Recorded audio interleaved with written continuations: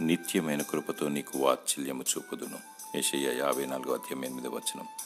తల్లి గర్భందు పిండకృతము కాకముందే దేవుడు నిన్ను ఎరిగి ఉన్నాడు. ఈరోజు ఈ వాగ్దానాన్ని దేవుడు నీకు అనుగ్రహిస్తున్నాడు. మహోన్నతుడైన దేవుడు మాట తప్పనివాడు. శిశువుగా జన్మించి పసికందుగా ఎదుగుతున్న నాటి నుండి ఇంతవరకు నిన్ను కాయిచున్న దేవుడు, భద్రపరుస్తున్న దేవుడు. నా కృప నిన్ను విడిచిపోదు అని సెలవిస్తున్నాడు. అధైర్యపడకుము, నిన్ను నిర్మించిన వాడు నీకు దేవుడై ఉన్నాడు.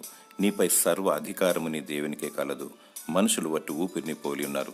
మనుష్య చోరులు నిన్ను అపహరించాలని, హతమార్చాలని యోచన కలిగి ఉన్నారు. నీ శత్రువులను ప్రేమించుము, క్షమించుము, ప్రార్థించుము, వారిని దీవించుము. దుష్ట తలంపులు లయమైపోవాలని, దురాత్మను కాల్చివేయాలని ప్రార్థించుము. సత్యమైన దట్టిని కట్టుకో, విశ్వాసమైన డాల్ను పట్టుకో, నీతి అయిన మైమరు తొడుగుకో. ప్రభువైన యేసుక్రీస్తును స్తుతించు, విజయాన్ని సాధించు. ఈ లోకములో ఉన్నవాని కంటే నీలో ఉన్నవాడు గొప్పవాడు. నీతో వాదించు వారు మాయమై నశించిపోదురు. దేవుడు తన కనుపాప వలె నిన్ను కాపాడునుగాక. ఆమేన్.